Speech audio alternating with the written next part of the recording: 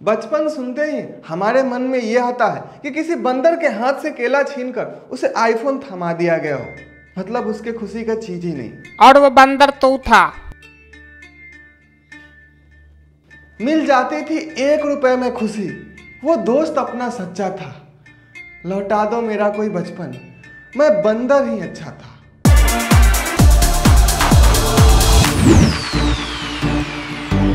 तो आज के वीडियो में हम कुछ बचपन की यादों को ताज़ा करने वाले हैं और आपके यादों में जो शामिल है उसे देखकर एक लाइक जरूर दबाइएगा। तो वीडियो हम शुरू करते हैं। तो शुरुआत करते हैं खाने पीने की चीज़ों से। जब हमारे घर के बड़े लोग बाजार से वापस आते थे तो हम उनके तरफ दौड़ते थे। नहीं, उनके लिए नहीं, झोले में झांकते थे और देखते थे कि कुछ लाए तो नहीं, और अगर ये मिल जाए तो क्या ही कहना।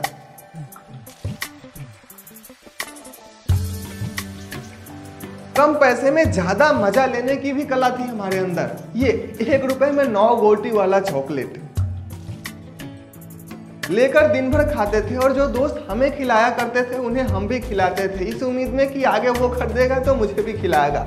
वैसे ये वाला भी बजट फ्रेंडली था।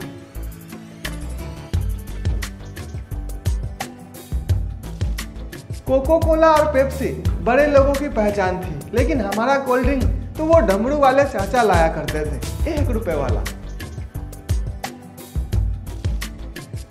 ये गिल्ली डंडा भी हमारे गलियों में बदनाम था। एक बार मैंने तगड़ा शॉट मारा और एक चच्चा का नाक तोड़ दिया और अंकल ने तेरा गिल्ली डंडा तोड़ दिया। वो हीरो और एटलस वाली साइकिल हमारे औकात से जरूर बड़ी हुआ करती थी, लेकिन हमारे हौसलों से नहीं। और उस बैलगाड़ी वाले बाबा के बैलगाड़ी के पीछे उनके बिना जाने लटकना, ये वाली कला किसी किसी में हुआ करती थी। घुड़सवारी तो कभी किया नहीं, पर यह भैंस सवारी के समय खुद को सनी देओल से कम नहीं समझते थे। और अपना बंदूक गोली ये गुलेल हुआ करता था। और आजमाइश भी ताकतों वाली होती थी, और ये रस्सी टूटने के बाद रस्सी से ज्यादा हमारी टूट जाती थी। वैसे गरीब तो थे हम, पर हमारे पास स्विमिंग पूल भी हुआ करता था, बड़ा वाला। और आंख बंद करके भी कैसे देख लेना है, इस खेल में चोर बनने वाले को ही पता था।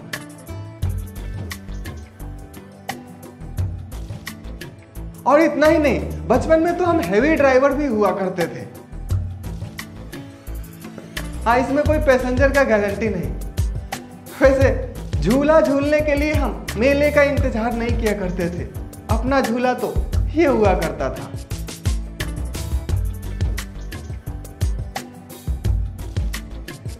और वो बरगद का पेड़ किसी व्यापारी के जेब भरने में भेंट चढ़ गया। आज हम हैं, वो जगह भी है, पर वो नहीं है। बचपन में पैंट हमेशा पीछे से ही क्यों फटा करते थे, ये राज तो अभी तक मम्मी को भी मालूम नहीं है।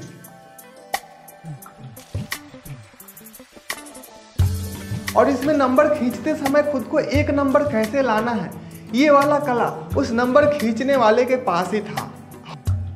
बच्चे जरूर थे, पर बड़े बड़ों की खाट खड़ी कर देते थे ऊपर चढ़ने के लिए।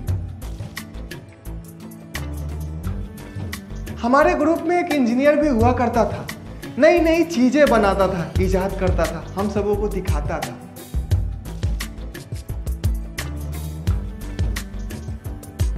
और इस वाले पंप का प्रेशर हमारे वजन से ज्यादा हुआ करता था, लेकिन फिर भी हम इससे हवा कसी लिया करते थे। और इस वाले खेल में तो वो निशानेबाज दोस्त पत्थर के ढेर को गिराकर ऐसे भागता था जैसे बुलडोजर से किसी का घर गिरा दिया हो, और फिर गोलियों के बौछार जैसी गेंदों से बचते हुए उस घर को बनाना भी उसे ही था, तब जाके पॉइंट्स मिलते थे। और इसमें तो हमने एक बार गधा उड़ाया था और दबा के पिटाया था।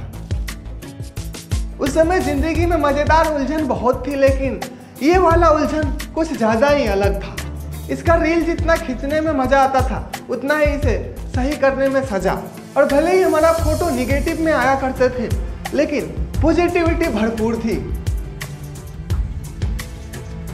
लेकिन अब क्या करें, ये पॉजिटिव शब्द भी अब बदनाम हो गया है। निगेटिव रहने की कोशिश करें यार।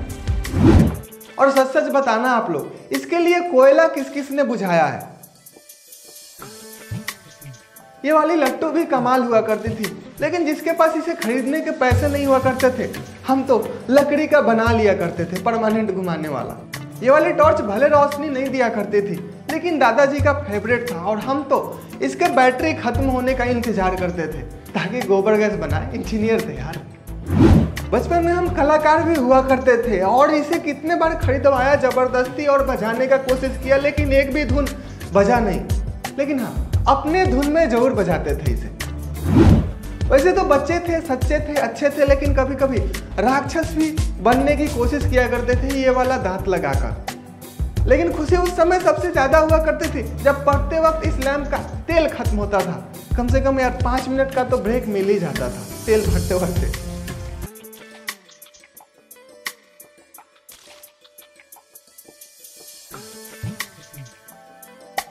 और ये वाली चुट चुट बजा के तो हम नाक में दम कर दिया करते थे।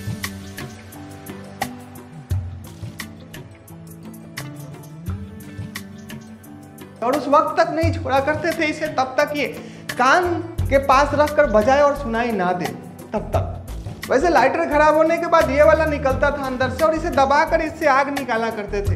यार एक बार तो हम दबा दबा के परेशान हो गए। दबा नहीं, क्योंकि औकात नहीं थी दबाने की, उतनी ताकत नहीं थी, हम बहुत छोटे थे। फिर दांत के में डाल के दबाए और दांत का वो झटका 3 दिन तक याद रहा। तो इसमें से आप लोगों ने कितने चीजों को एंजॉय किया है और अभी मिस कर रहे हैं या मिस ही कर गए यार इस वाले बचपन को? कमेंट करके जरूर बताइएगा। और आजकल के बच्चे ये सब क्या जाने, घर से निकलना, गाड़ी में बैठना और डायरेक्ट स्कूल पहुंचना। हम तो 4 किलोमीटर पैदल जाया करते थे स्कूल यार।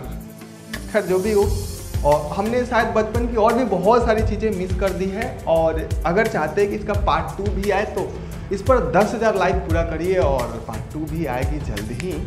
और आज यार गोलगप्पे से कुछ सवाल नहीं, कुछ अंदर शायरी कविता जग गई है, सुना के जाऊँगा। अच्छा लगे तो कमेंट करिएगा, आप शेयर करिएगा।